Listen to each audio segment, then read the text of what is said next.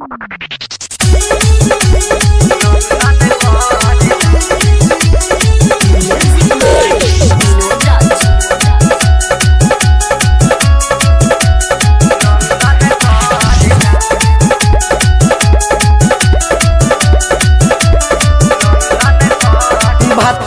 रहे लंदन माथे चंदन करेला।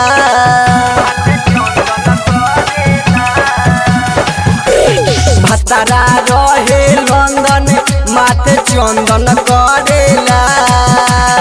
लहंगा उठावा के अभिनंदन करेला।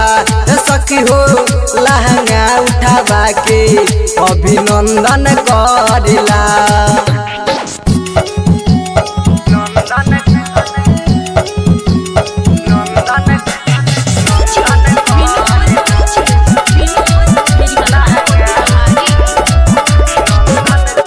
जाने कहाँ से सीखले बसखी से जे पौड़ावेला हमर दुर्गति।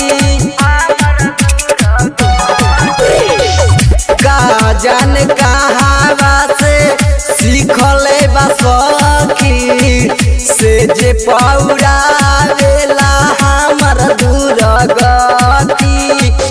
कवनो भी काम दन दन करेला।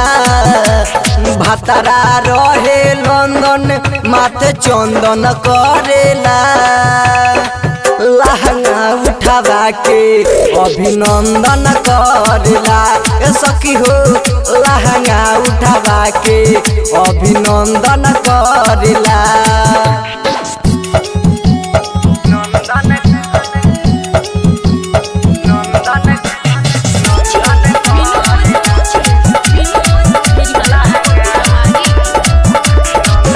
राइटर मनोज हरदम रहेल रेडी। देखी के हमारा बनावेले कॉमेडी। राइटर मनोज हरदम रहेल रेडी। देखी के हमारा बनावेले कॉमेडी। राई करे रितेश घर में अनदन भरेला। भतरा रहे लंदन माथे चंदन करेला।